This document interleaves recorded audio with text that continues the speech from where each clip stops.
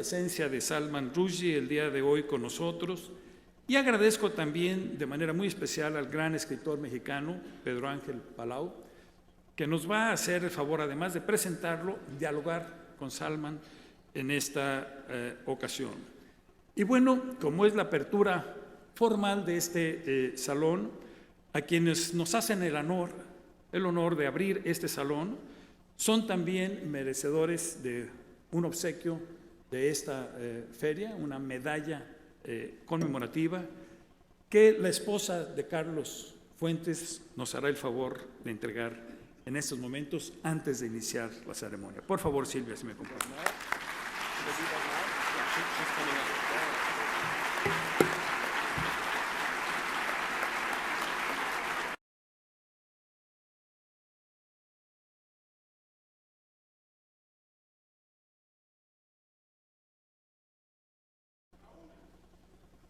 Perdón.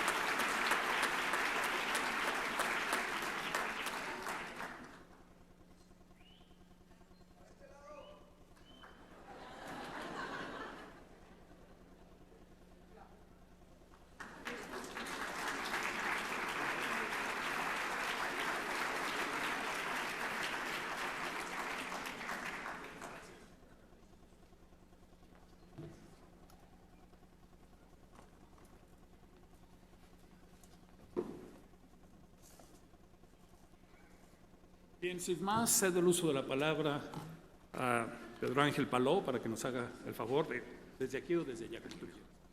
Salman también se va a levantar.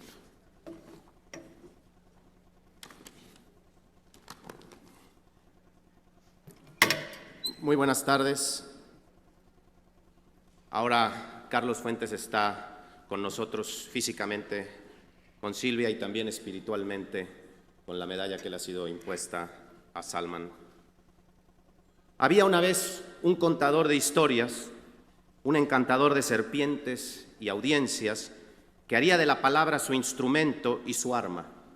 Su nombre completo, Ahmed Salman Rushdie.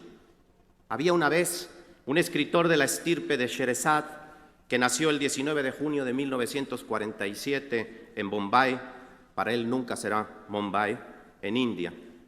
Una ciudad en la cual Oriente y Occidente se mezclaban, no sin conflicto, uno de los temas centrales por ello de toda su literatura. Había una vez un fabulador que estudió en la Rugby School y en la Universidad de Cambridge con una maestría en Historia en 1968. Un joven anglo-indio que en los años 70 en Londres trabajaba escribiendo anuncios publicitarios mientras escribía solitario su primera novela, Grimus, su experimento joyceano, que sería publicada en 1975. Un joven cuya lengua materna, el urdu, convivía con el hindi y el inglés. Había una vez un maestro del arte de la palabra que 6 años después, en 1981, publicaría su segunda novela, Hijos de la Medianoche, una fábula, una alegoría moderna sobre la India, inmediatamente saludada por la crítica como una obra maestra. Esa novela le daría el prestigiado Booker Prize, pero luego en 1993, compitiendo con la historia de ese premio, ganó el Booker of Bookers y en 2008 volvió a refrendarse como la favorita del público al obtener el Best of the Booker. A los 25 y a los 40 años del premio, Salman Rushdie y su novela fueron votados por el público en la más intensa forma de aclamación literaria, el refrendo de los antiguos y de los nuevos lectores de ese libro indispensable. Había una vez un enorme, talentoso fabulador que que en 1983 publicaba su tercera novela, Vergüenza, y que en 1988, en el verano de ese año aciago para él y para el mundo, daría a la luz su cuarta novela, Los versos satánicos, otra divertida alegoría que provocó la ira del ayatolá Khomeini, quien condenó al libro y ordenó una fatua en un día curioso, el día de San Valentín, el 14 de febrero, ofreciendo una recompensa por la cabeza de Salman Rushdie. El contador de historias tuvo que esconderse con protección de Scotland Yard y en reclusión clandestina seguir escribiendo Imaginary Homelands de 1991, una colección de ensayos y crítica que siguió a una novela para niños que muchos recordamos, Harum y el mar de historias, East West y The Moor's Last Sigh. Continuaron pues interrumpidamente en reclusión una labor narrativa y de pensamiento que es, claro, junta la reflexión filosófica de toda una vida sobre la fe y la razón, la palabra y la invención, la soberana libertad de la imaginación, quien deja de ser en Rushdie la loca de la casa y se convierte en la reina de la inteligencia y la clarividencia. Aunque en 1998 el gobierno de Irán levantó la fatua, es su experiencia atroz de la intolerancia la que nos permitió conocer a fondo esos años tristes y solitarios en La memoria en tercera persona, publicada en 2012, Joseph Anton, el seudónimo con el que Rushdie vivía en reclusión.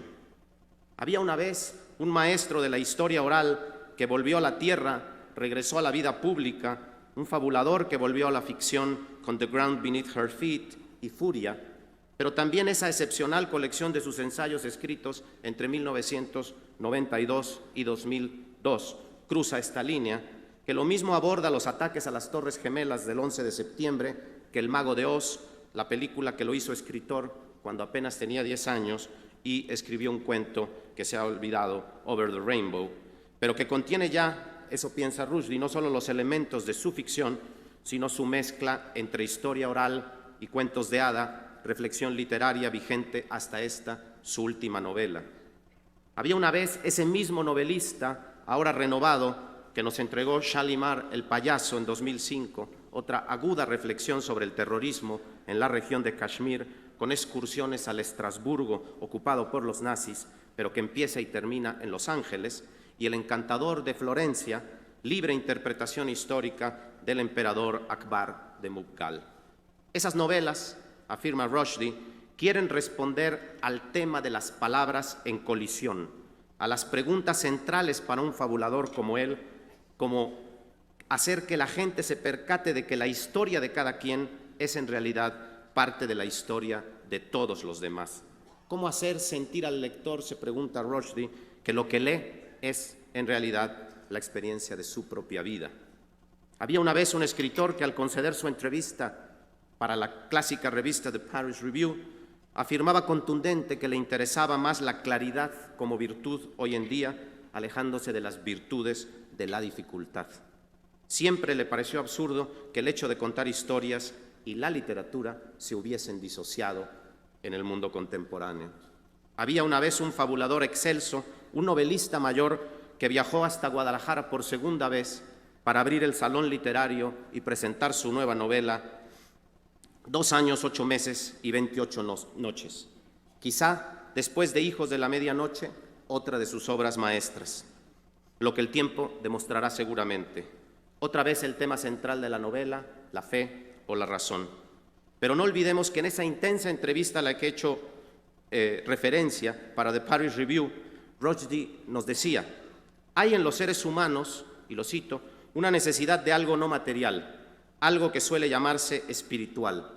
Todos tenemos una necesidad de la idea de que hay algo más allá de nuestra presencia física en el mundo. Necesitamos exaltación. Aun si no crees en Dios, necesitas sentirte exaltado de tiempo en tiempo y consolado. Necesitas una explicación. Y necesitas ese otro que otorga la religión, la idea de comunidad, el sentido de algo compartido, de un lenguaje común, una estructura metafórica común, una forma de explicarte a ti mismo ante la gente. Si no tienes religión, sigue Rushdie, hay un hueco. Ese hueco lo llena también la ficción al preguntarse sobre los orígenes. Solo que nuestro fabulador no está interesado en esas ficciones como explicaciones teleológicas. Cuando eso ocurre, cuando nos respondemos a ese hueco desde el lado de la fe, como él afirma, sucede Khomeini, sucede el Talibán, sucede la Inquisición. Una vez que no necesitamos la parte explicativa de la religión, aún necesitamos la consolación, la exaltación, la comunidad. La literatura, las fábulas, las historias, los cuentos de hadas, todo eso llena el hueco de esas necesidades sin explicación. ¿Cuántos son 1001 noches? 2 años, 8 meses y 28 días. Rushdie se ha propuesto ser la nueva Sherezad y lo ha logrado con creces. El libro que presentaremos el martes se abre con un prólogo que ocurre en 1195 y cuenta la historia de Ibn Rushd, el filósofo aristotélico y racionalista que conocemos en español como Averroes, y su disputa con el teólogo Al-Ghazali, quien tiempo atrás había escrito un libro, La incoherencia de los filósofos, burlándose de la pretensión de ciertos pensadores de guiarse solo por la razón. Ibn Rushd es seducido por una genio, con la que tiene una vastísima descendencia, porque ellos, los jinns y las genias, se han colado por los intersticios del mundo. Dunia, la genia, el mundo, ese es el significado de su nombre, regresará a las páginas del libro cientos de años después. En Nueva York hay una gran tormenta y se desata la gran batalla entre las fuerzas del mal y las fuerzas del bien. Y Dunia regresa a combatir con sus huestes de hijos. Ese tiempo de dura y cruenta batalla en la novela, que dura 1001 noches, es llamado el tiempo de la extrañeza. En esa era se presenta el personaje más querible de la novela, el jardinero Jerónimo, que ha perdido a su mujer muerta fulminada por un rayo. Jerónimo es capaz de levitar. En la era de la extrañeza, otras muchas cosas curiosas pasan que no voy a decir ahora por esperar al martes para que ustedes sigan conversando con la novela. Un bebé deja marcas indelebles en los corruptos y cientos de otros cuentos se suceden sin cesar en un libro que es una máquina generadora de historias. De hecho, escribe Rushdie en el libro: somos las criaturas que se cuentan historias a sí mismas para entender qué clases de criaturas somos. Esos relatos se convierten en lo que conocemos, en lo que entendemos y en lo que somos. O tal vez deberías decir en lo que nos convertimos o en lo que tal vez podríamos llegar a ser. Señoras y señores, los dejo con uno de los más grandes fabuladores, con uno de los más interesantes contadores de historias e instigadores de preguntas contemporáneas. Con ustedes, Mr. Salman Rushdie.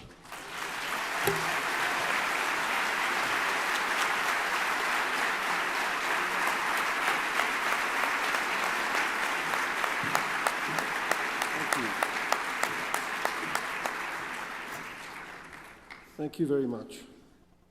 First of all, just let me say how delighted I am to be back in Guadalajara after 20 years, to take part in an event in honor of my good friend Carlos Fuentes, and to see again Silvia, and to be joined again, because we had a very good time here in Guadalajara 20 years ago. Carlos and William Styron and me. And my memory of it is very vivid, but a little bit clouded by the amount of tequila that we drank. So it's just very good to be here in his honor and in his name to make this little lecture. The lecture this is called Wonder Tales, and it's really about the source material from which a lot of my writing has come, and the new book as well. So there we are. And just by way of a prologue, I want to read you just a paragraph from my memoir, Joseph Anton, which was it's a paragraph about the tales that my father used to tell me. And it's written in the third person for literary reasons too obscure to explain right now. So the he in this passage is me. When he was a small boy, his father at bedtime told him the great wonder tales of the East. told them and retold them and remade them and reinvented them in his own way. The stories of Shahrazad from the Thousand Nights and One Night, stories told against death to prove the ability of stories to civilize and overcome even the most murderous of tyrants, and the animal fables of the Panchtantra, and the marvels that poured like a waterfall from the Kathasarit Sagar, the ocean of the streams of story, the immense story lake created in Kashmir where his ancestors had been born, and the tales of mighty heroes collected in the Hamzanama and the adventures of Hatim Tai. This was also a movie whose many embellishments of the original tales were added to and augmented in the bedtime retellings. To grow up steeped in these stories was to learn two unforgettable lessons. First, that stories were not true. There were no real genies in bottles or flying carpets or wonderful lamps. But by being untrue, they could make him feel and know truths that the truth could not tell him. And second, that they all belonged to him just as they belonged to his father and to everyone else. They were all his, as they were his father's. Bright stories and dark stories, sacred stories and profane, his to alter and renew and discard and pick up again, as and when he pleased.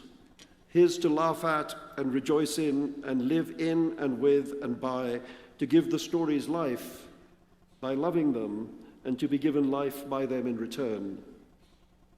Man was the storytelling animal, the only creature on earth that told itself stories to understand what kind of creature it was. The story was his birthright and nobody could take it away. That's the end of the extract. Before there were books, there were stories. At first, the stories were not written down. Sometimes they were even sung. Children were born, and before they could speak, their parents sang them songs. A song about an egg that fell off a wall, perhaps, or about a boy and a girl who went up a hill and fell down it. As the children grew older, they asked for stories almost as often as they asked for food. Now there was a goose that laid golden eggs, or a boy who sold the family cow for a handful of magic beans, or a naughty rabbit trespassing on a dangerous farmer's land. The children fell in love with these stories and wanted to hear them over and over again. Then they grew older and found those stories in books, and other stories which they had never heard before, about a girl who fell down a rabbit hole, or a silly old bear and an easily scared piglet and a gloomy donkey, or a phantom toll booth, or a place where the wild things were. They heard and read stories and fell in love with them. Mickey in the Night Kitchen with magic bakers who all looked like Oliver Hardy, and Peter Pan who thought death would be an awfully big adventure, and Bilbo Baggins under a mountain winning a riddle contest against a strange creature who had lost its precious. And the act of falling in love with stories awakened something in the children which would nourish them all their lives, their imagination. Children fell in love with stories easily and lived in stories too. They made up play stories every day. They stormed castles and conquered nations and sailed the ocean blue. And at night their dreams were full of dragons. They were all storytellers, makers of stories as well as receivers of stories. But they went on growing up, and slowly the stories fell away from them. The stories were packed away in boxes in the attic, and it became harder for the former children to tell and receive stories, harder for them, sadly, to fall in love. For some of them, stories began to seem irrelevant, unnecessary, kid stuff. These were sad people, and we must pity them and try not to think of them as stupid, boring, Philistine losers. I want to talk about falling in love with stories and books because I believe that the books and stories we fall in love with make us who we are. Or not to claim too much, that the act of falling in love with a book or story changes us in some way and the beloved tale becomes a part of our picture of the world, a part of the way in which we understand things and make judgments and choices in our daily lives. As adults, falling in love less easily, we may end up with only a handful of books of which we can truly say that we love them. Maybe this is why we make so many bad judgments. One can't be completely sure. Nor is this love unconditional or eternal. A book may cease to speak to us as we grow older, and our feeling for it will fade. Or we may suddenly, as our lives shape and hopefully increase our understanding, be able to appreciate a book we dismissed earlier. We may suddenly be able to hear its music, to be enraptured by its song. When, as a college student, I first read Günter Grass's great novel, The Tin Drum, I was unable to finish it. It languished on a shelf for fully 10 years before I gave it a second chance, whereupon it became one of my favorite novels of all time, one of the books I would say that I love. It's an interesting question to ask oneself. Which right now are the books that you truly love? Try it. Later. Not now. The answer will tell you a lot about who you presently are. As for me, as my opening paragraph hinted, I grew up far away in Bombay in India, a city that is no longer today at all like the city it once was, and has even changed its name to the much less euphonious Mumbai. In a time so unlike the present that it feels impossibly remote, even fantastic, a real-life version of the mythic Golden Age.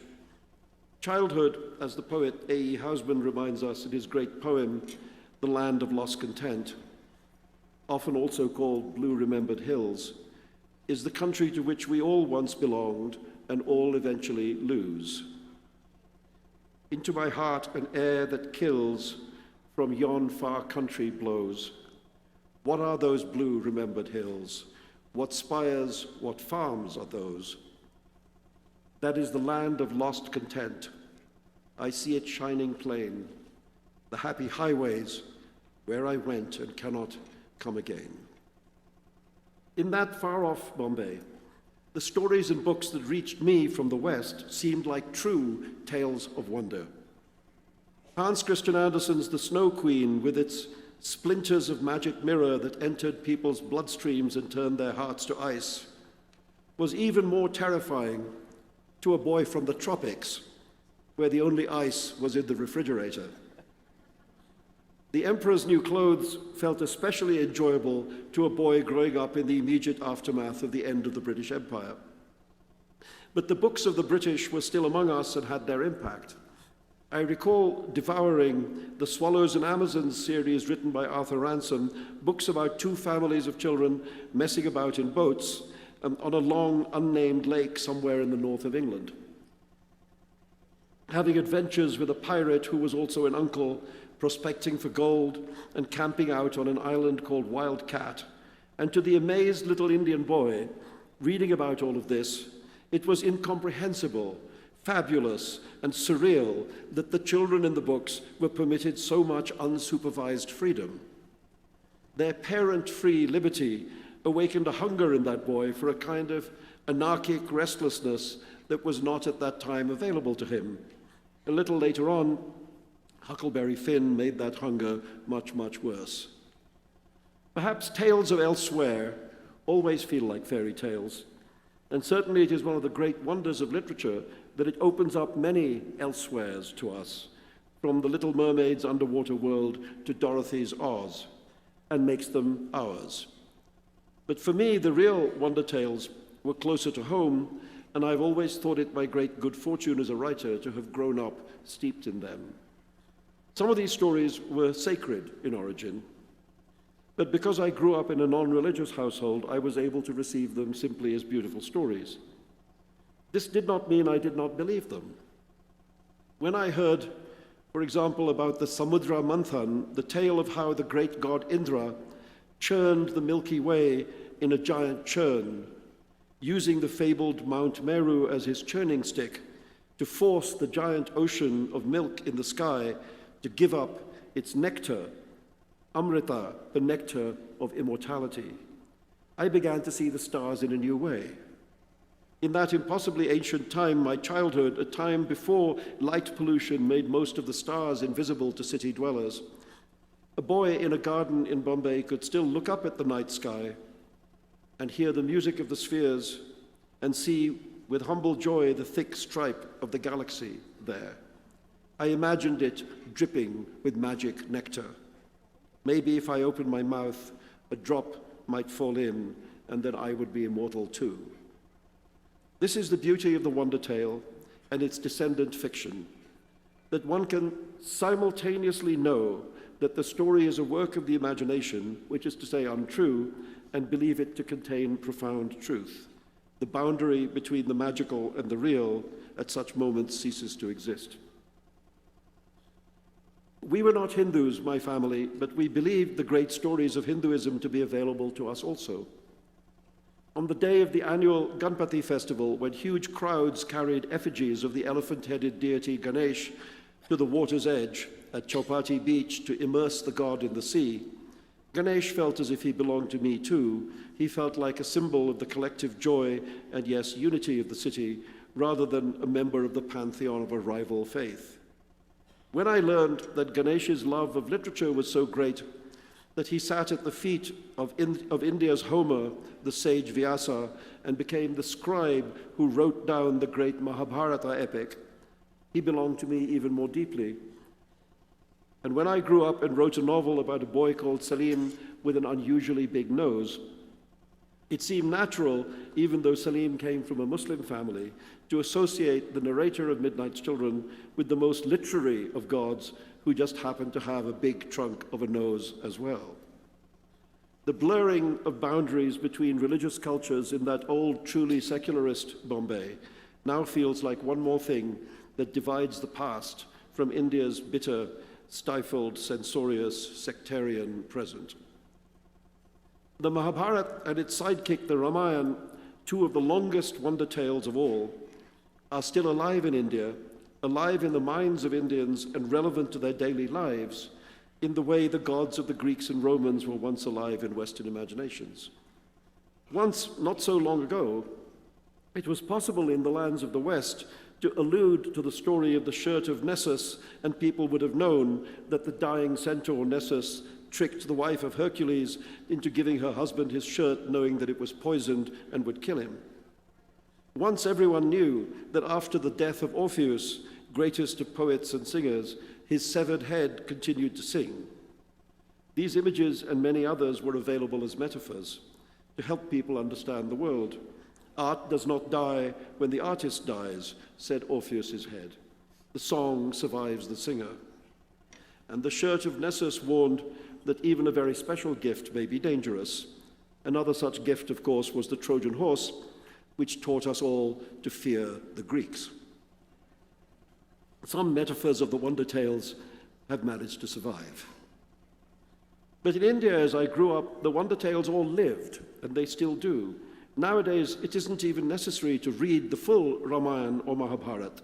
Some may be grateful for this news, because the Mahabharata is the longest poem in world literature, over 200,000 lines long, which is to say 10 times as long as the Iliad and the Odyssey put together. While the Ramayana runs to around 50,000 lines, nearly 2.5 times as long as the combined works of Homer.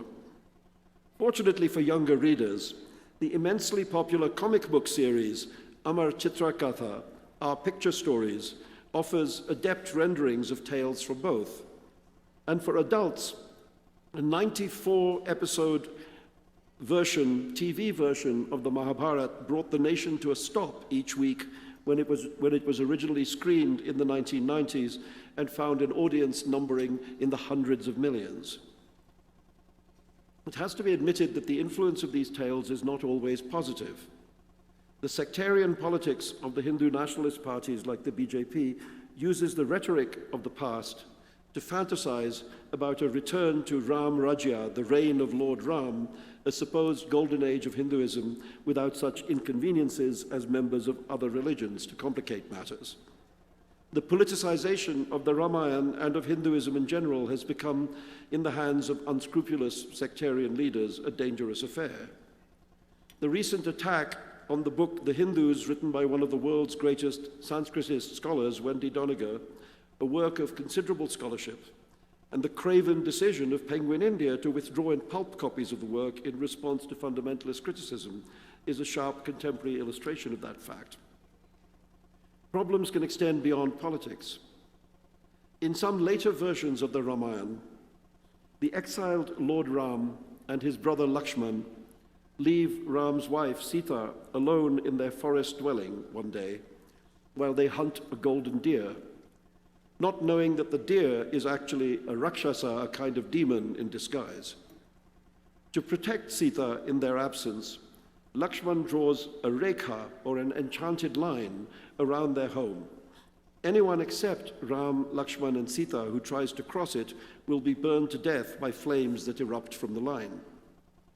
But the demon king, Ravan, disguises himself as a beggar and comes to Sita's door asking for alms, and she crosses the line to give him what he wants. This is how he captures her and spirits her away to his kingdom of Lanka, after which Ram and Lakshman have to fight a war to get her back. To cross the Lakshman Rekha, the line of Lakshman, has become a metaphor for overstepping the boundaries of what is permissible or right, of going too far, of succumbing foolishly to iconoclasm and bringing down upon yourself dire consequences. A few years ago in Delhi, there occurred the now notorious assault and gang rape of a 23-year-old student who afterwards died from her horrific injuries. Within days of this awful event, a state minister remarked that if the young woman concerned had not crossed the Lakshman Rekha, in other words, taken a bus with a male friend in the evening instead of staying demurely at home, she would not have been attacked. He later withdrew the remark because of a public outcry, but his use of the metaphor revealed that too many men in India still believe that there are limits and boundaries beyond which women should not transgress. It should be said that in most traditional versions of the Ramayana, including the original version by the poet Valmiki, the story of the Lakshman Rekha is not to be found. However, an apocryphal wonder tale can sometimes be as powerful as a canonical one. I want to return, however, to that childhood self enchanted by tales whose express and sole purpose was enchantment. I want to move away from the grand religious epics to the great horde of scurrilous, conniving, mysterious, exciting, comic, bizarre, surreal, and very often extremely sexy narratives contained in the rest of the Eastern storehouse, because they show how much pleasure is to be gained from literature once God is removed from the picture. One of the most remarkable characteristics of the stories now gathered in the pages of The Thousand Nights and One Night, to take just one example, is the almost complete absence of religion. Lots of sex, much mischief, a great deal of deviousness, monsters, genies, giant rocks, at times enormous quantities of blood and gore, but no God. This is why censorious Islamists still dislike it so much. In Egypt in May 2010, just 7 months before the revolt against Mubarak, a group of Islamist lawyers got wind of a new edition of Alf Layla wa Layla and brought an action demanding that the edition be withdrawn and the book banned because it was a call to vice and sin, which contained several references to sex. Fortunately, they did not succeed. And then larger matters began to preoccupy Egyptian minds. But the fact is, they had a point. There are indeed in that book several references to sex. And the characters seem much more preoccupied with having sex than being devout, which could indeed be, as their lawyers argued, a call to vice, if that's the deformed, puritanical way you see the world. But to my mind, this call is an excellent thing and well worth responding to, but you can see how people who dislike music, jokes, and pleasure would be upset by it. It is rather wonderful that this ancient text, this wonderful group of wonder tales, retains the power to upset the world's fanatics more than 1,200 years after the stories first came into the world. This book, the book that we now usually call the Arabian Nights, did not originate in the Arab world. Its probable origin is Indian. Indian story compendiums, too, have a fondness for frame stories, for Russian doll-style stories within stories, and for animal fables. Somewhere around the 8th century, probably, these stories found their way into Persian, and according to surviving scraps of information, the collection was known as Hazar Afsane, 1,000 stories. There is a 10th century document from Baghdad which describes the Hazar Afsane and mentions the frame story about a wicked king who kills a concubine every night until one of the doomed wives manages to stave off her execution by telling him stories. This is where we first see the name Scheherazade. Sadly, the Hazar Afsane itself is lost, not a single copy survives. This book is the great missing link of world literature, the fabled volume through which the wonder tales of India traveled west to encounter eventually the Arabic language and to turn into the 1,000 Nights and One Night, a book with many versions and no agreed canonical form, and then to move west, further west, first into French in the 18th century version by Antoine Galland, who added a number of stories not included in the Arabic, such as the tale of Aladdin and the Wonderful Lamp, and Ali Baba and the 40 Thieves. And from French, the stories made it into English, and from English, they journeyed to Hollywood, which is a language of its own. And then it's all flying carpets and Robin Williams as a genie. It's worth noting, by the way, that there are no flying carpets in the Arabian Nights. There are flying carpets elsewhere in the Eastern tradition. For example, there is a legend that King Solomon possessed one, which could change its size and become big enough to transport an army, the world's first air force. But in the Arabian Nights, all the carpets remain passive and inert.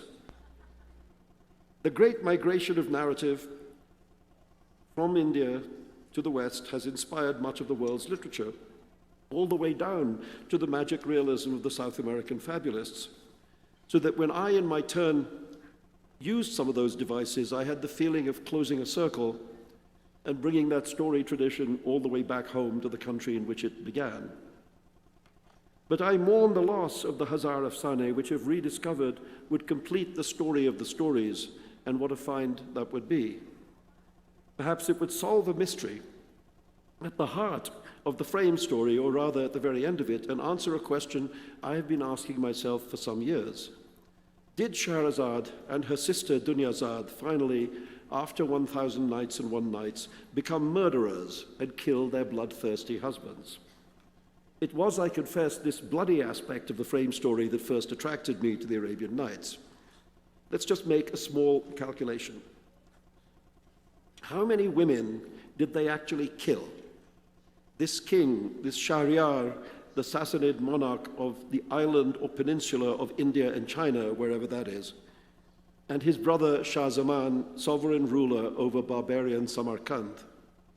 It began, or so the story goes, when Shah Zaman found his wife in the arms of a palace cook, whose chief characteristics were that he was A, black, B, huge, and C, covered in kitchen grease. In spite of, or perhaps because of these characteristics, the Queen of Samarkand was obviously having far too much fun.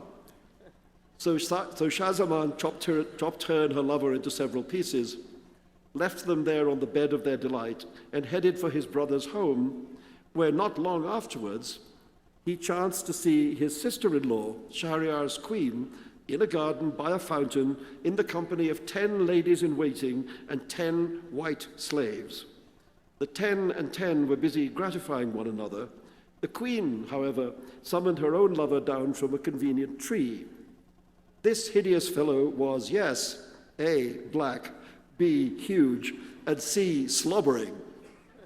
What fun they had, the 10 and 10 and the queen and her blackamoor, the malice and treachery of womankind, and the unaccountable attraction of huge, ugly, dripping black men. Shah Zaman told his brother what he had seen, whereupon the ladies-in-waiting, the white slaves, and the queen all met their fate, personally executed by Shahryar's chief minister, his vizier or wazir. The slobbering black lover of Shahryar's late queen escaped, or so it seems. How else to explain his absence from the list of the dead? King Shahryar and King Shah Zaman then duly took their revenge on faithless womankind. For 3 years, they each married, deflowered, and then ordered the execution of a fresh virgin every night. It is not clear how Shah Zaman in Samarkand went about his gory business, but of Shahryar's methods, there are things that can be told. It is known, for instance, that the vizier, who was Shahrazad's father, Shahryar's wise prime minister, was obliged to carry out the executions himself. All those beautiful young bodies decapitated, all those tumbling heads and bloody spurting necks. The vizier was a cultured gentleman, not only a man of power, but also a person of discernment, even of delicate sensibilities. He must have been, must he not, to have raised such a paragon, such a wondrously gifted, multiply accomplished, heroically courageous, selfless daughter as Shahrazad. And Dunyazad, too, let's not forget the kid's sister, Dunyazad, another good, smart, decent girl. What would it do to the soul of the father of such fine girls to be forced to execute young women by the hundred, to slit girls' throats and see their lifeblood flow? What secret fury might have burgeoned in his subtle breast, we are not told. We do know, however, that Shahryar's subjects began to resent him mightily and to flee his capital city with their womenfolk, so that after 3 years there were no virgins to be found in town. No virgins except Shahrazad and Dunyazad. So 3 years already, 1,095 nights, 1,095 dead queens for Shahryar, 1,095 more for Shah Zaman, or 1,096 each if a leap year was involved. Let us err on the low side. 1,095 each, let it be, and let's not forget the original 23. So by the time Shahrazad enters the story, marrying King Shahryar and ordering her sister Dunyazad to sit at the foot of the marital bed and to ask, after Shahrazad's deflowering was complete, to be told a bedtime story, by this time, Shahryar and Shah Zaman were already responsible for 2,213 deaths. Only 11 of the dead were men. Shahryar, upon marrying Shahrazad and being captivated by her tales, stopped killing women. Shah Zaman, untamed by literature, went right on with his vengeful work, slaughtering each morning the virgin he'd ravished the night before, demonstrating to the female sex the power of men over women, the ability of men to separate fornication from love, and the inevitable union, as far as women were concerned, of sexuality and death. In Samarkand, the carnage continued for at least another 1,001 nights, because it was only at the conclusion of the entire cycle of Shahrazad's tales, when that greatest of storytellers begged to be spared, not in recognition of her genius, but for the sake of the 3 sons she had given Shahryar during the storytelling years. And when Shahryar confessed his love for her, the last of his 1,098 wives, and gave up all pretense of murderous intent, that Shah Zaman's project also ended. Cleansed at last of bloodlust, he asked for and received sweet Dunyazad's hand in marriage. The minimum total of the dead by this time was, by my calculation, 3,214. Only 11 of the dead were men. Consider Shahrazad, whose name meant city-born, and who was without a doubt a big city girl, crafty, wisecracking, by turns sentimental and cynical, as contemporary a metropolitan narrator as one could wish to meet. Shahrazad, who snared the prince in her never-ending story. Shahrazad telling stories to save her life, literally fabulating against death, a statue of liberty built not of metal but of words, who insisted against her father's will on taking her place in the procession into the king's deadly boudoir, who set herself the heroic task of saving her sisters by taming the king, who had faith, who must have had faith, in the man beneath the murderous monster, and in her own ability to restore him by telling him stories to his true humanity. What a woman. It's easy to understand how and why King Shahryar fell in love with her, for he certainly did fall, becoming the father of her children, and understanding as the nights progressed that his threat of execution had become empty, that he could no longer ask his vizier, her father, to carry it out. His savagery was blunted by the genius of the woman who for 1,000 nights and one night risked her life to save the lives of others, who trusted her imagination to stand against brutality not by force, but amazingly by civilizing it. Lucky king. But why, and this is the greatest unanswered question of the Arabian Nights, why on earth did she fall in love with him?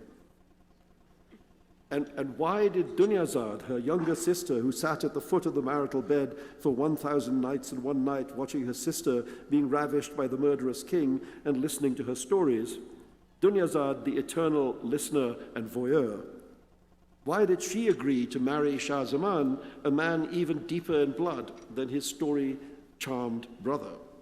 How can we understand these women? There is a silence in the tale that cries out to be spoken of. This much we are told, that after the stories were over, Shah Zaman and Dunyazad were married, but Shahrazad made a condition that Shah Zaman leave his kingdom and come to live with his brother so that the sisters might not be parted. And this Shah Zaman gladly did, and Shahryar appointed to rule over Samarkand in his brother's place that same vizier, her father, who was now also his father-in-law. When the vizier arrived in Samarkand, he was greeted by the townspeople very joyfully, and all the local grandees prayed that he might reign over them for a long time, which he did. My question is this, as I interrogate the ancient story. Was there a conspiracy between the daughter and the father? Is it possible that Shahrazad and the vizier had hatched a secret plan?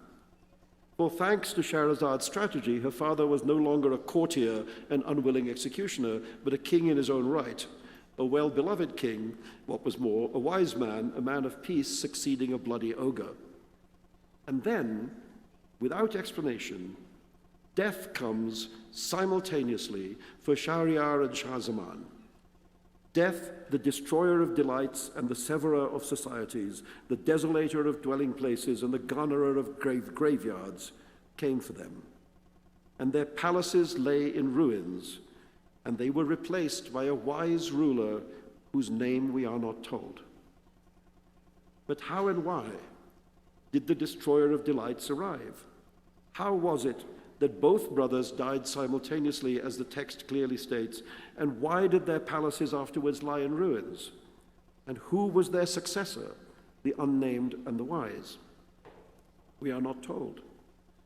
But imagine once again the vizier filling up with fury for many years as he was forced to spill all that innocent blood. Imagine the years of his fear, the 1,001 nights of fear, while his daughters, flesh of his flesh, blood of his blood, were hidden in Shahryar's bedroom, their fate hanging by a story's thread. How long will a man wait for his revenge? Will he wait longer than 1,000 nights and one night? This is my theory, that the vizier, now the ruler of Samarkand, was the wise king who came home to rule Shahryar's kingdom, and the kings died simultaneously, either at their wives' hands or at his. Just a theory. Maybe the answer lies in the great lost book. Maybe it doesn't. We can only wonder. At any rate, the final count of the dead was 3,216. 13 of the dead were men. Just remember, you heard it here first. Shahrazad as a murderer. That's my theory. Well, this lecture has its origins in the impulses that drove me to write my novel, 2 years, 8 months, and 28 nights. When I finished my memoir, Joseph Anton, I felt well and truly done with nonfiction, if not forever, then for a long, long time. After several years of trying as rigorously as I could to tell the truth, I had a deep hunger for fiction. And not just any old fiction, but fiction as wildly fantastic as the memoir had been determinedly realistic. My mood had swung from one end of the literary pendulum's arc to the other extreme. and I began to remember these stories, the stories that had made me fall in love with literature in the first place, tales full of beautiful impossibility. Go back there, I told myself, go back to the roots of fiction, tell the sort of story you love to read, the stories that were not true, but by being not true, told the truth often more beautifully and memorably than stories that relied on being true. Those stories don't have to happen once upon a time either. They can happen right now, yesterday, today, or the day after tomorrow. Somewhere inside the new novel, one of the characters tells another a version of one of these wonder tales, this one taken from the Kashmiri Sanskrit compendium, The Ocean of the Streams of Story. It goes something like this. Once upon a time, in a faraway place, a merchant was owed money by a local nobleman, really quite a lot of money, and then unexpectedly the nobleman died, and the merchant thought, this is bad, I'm not going to get paid. But a god had given him the gift of transmigration. This was in a part of the world in which there were many gods, not just one. So the merchant had the idea of migrating his spirit into the dead lord's body so that the dead man could get up from his deathbed and go to the bank and pay him what he owed. The merchant left his body in a safe place, or so he thought, and his spirit jumped into the dead man's skin. But when he was walking the dead man's body to the bank, he had to pass through the fish market, and a large dead codfish lying on a slab saw him go past and started to laugh. When people heard the dead fish laughing, they knew there was something fishy about the walking dead man and attacked him for being possessed by a demon. The dead nobleman's body quickly became uninhabitable, and the merchant's spirit had to abandon it and make its way back to its own abandoned shell. But some other people had found the merchant's abandoned body, and thinking it the body of a dead man, had set it on fire, according to the customs of that part of the world. So the merchant had no body and had not been paid what he owed, and his spirit is probably still wandering somewhere in the fish market. Or maybe he ended up migrating into a dead fish and swam away into the ocean of the streams of story. And the moral of the story is, don't push your luck. Though my novel is not an animal fable, and apart from the above paragraph, all the fish in it remain obstinately silent, animal fables have been amongst the most enduring tales in the Eastern canon, and the best of them, unlike, say, the fables of Aesop, are amoral.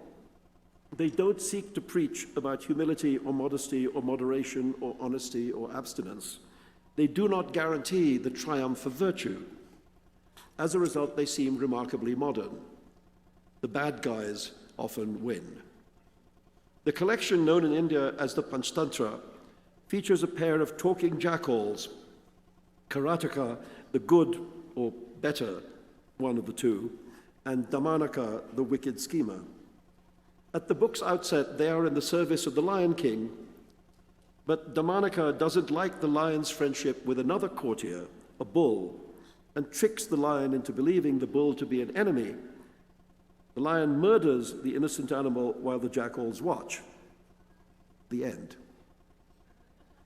In the tales of Karnataka and Damanaka, we also read about a war between crows and owls, in which one crow pretends to be a traitor and joins the owls to discover the location of the cave where they live.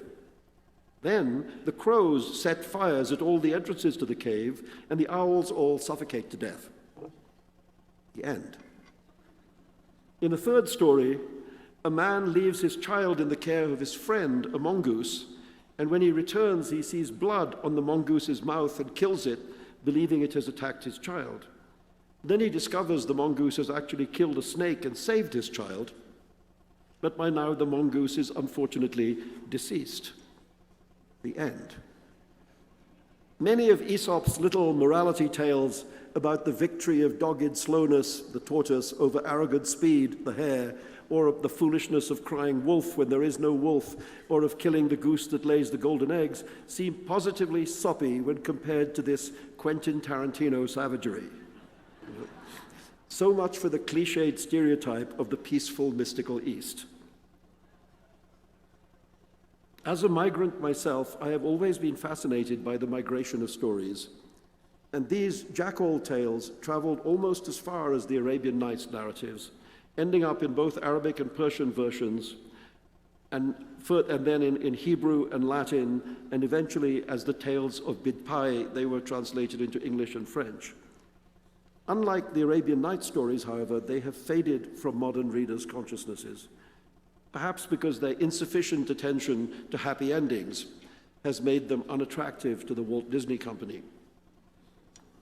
Yet their power endures, and it does so, I believe, because for all their cargo of monsters and magic, these stories are entirely truthful about human nature, even when in the form of anthropomorphic animals.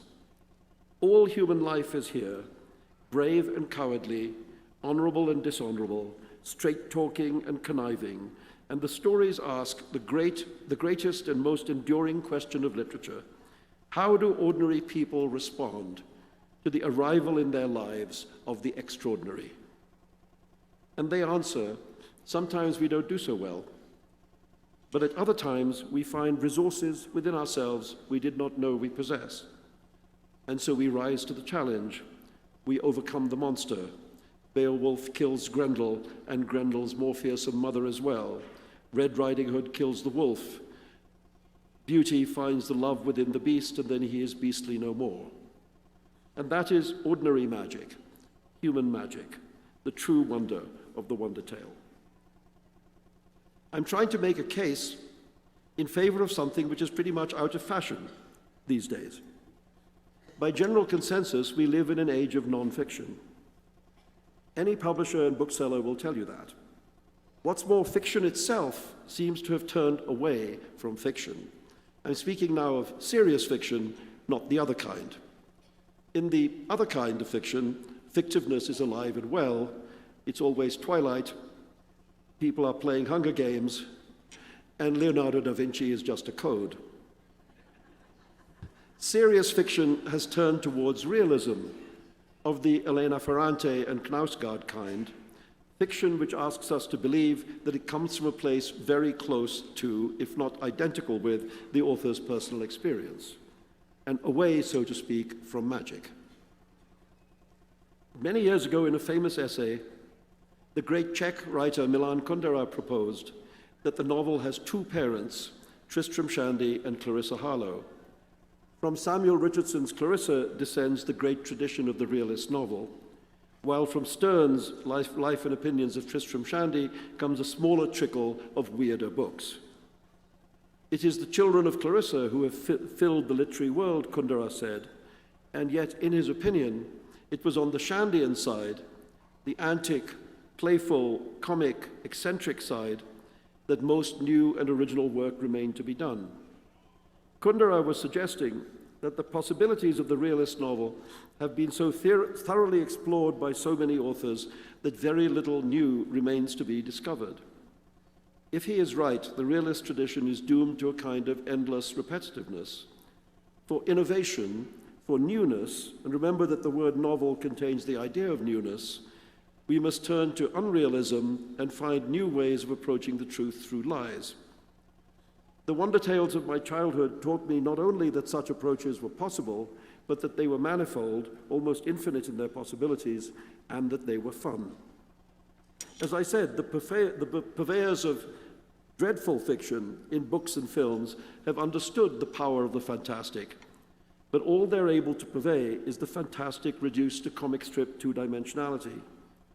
For me, the fantastic has been a way of adding dimensions to the real, adding fourth, fifth, sixth, and seventh dimensions to the usual three, a way of enriching and intensifying our experience of the real rather than escaping from it into superhero vampire fantasyland. The Western writers I have most admired, writers such as Italo Calvino and Günter Grass, Mikhail Bulgakov and Isaac Bashevis Singer, have all feasted richly on their various wonder tale traditions and found ways of injecting the fabulous into the real to make it more vivid and strangely more truthful. Grass's co-opting of animal fables, his extensive use of talking flounders, rats, and toads grows from his absorption in the wonder tales of Germany as collected by the Brothers Grimm. Calvino himself collected and perhaps partially invented many Italian wonder tales in his classic work, Italian Folk Tales, and all his work was steeped in the language of the Italian fable. In Bulgakov's immortal tale of the devil coming to Moscow, The Master and Margarita, and in the delicious Yiddish stories of Isaac Singer with their golems and dibbuks, their possessions and hauntings, we see, as we see in the art of Chagall, a deep fascination with and inspiration taken from the wonder tales of the Russian, Jewish, and Slavic world. Much of the greatest work of the last 100 or so years, from the fairy tales of Hans Christian Andersen to the blacker fantasies of Angela Carter to the midnight black nightmares of Franz Kafka, has come from this blending of the real and the unreal, the natural and the supernatural worlds. Many young writers today seem to start with the mantra, write what you know, pinned to the wall behind their writing tables. And as a result, as anyone who has experienced creative writing classes can testify, there is a lot of stuff about adolescent suburban angst. My advice would be a little different. Only write what you know if what you know is really interesting.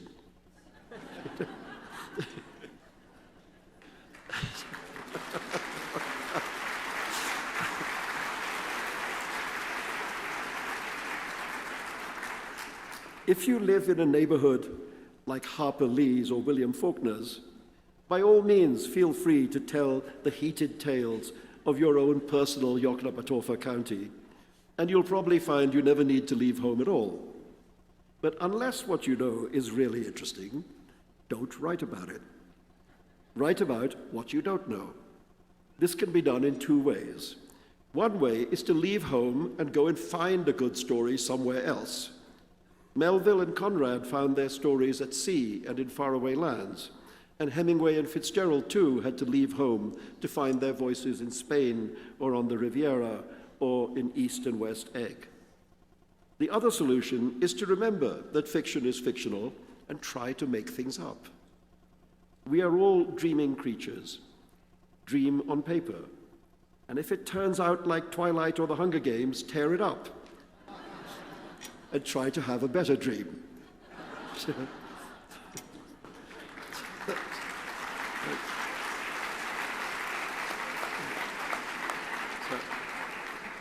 I'm just going to end where I began. Fiction is the art of the not true. Madame Bovary and A Flying Carpet are both untrue. And what's more, they are both untrue in the same way. Somebody made them up. I am in favor of continuing to make things up. Only by unleashing the fictionality of fiction, the imaginativeness of the imagination, the dream songs of our dreams, can we hope to approach the new and to create fiction that may once again be more interesting than the facts. Thank you.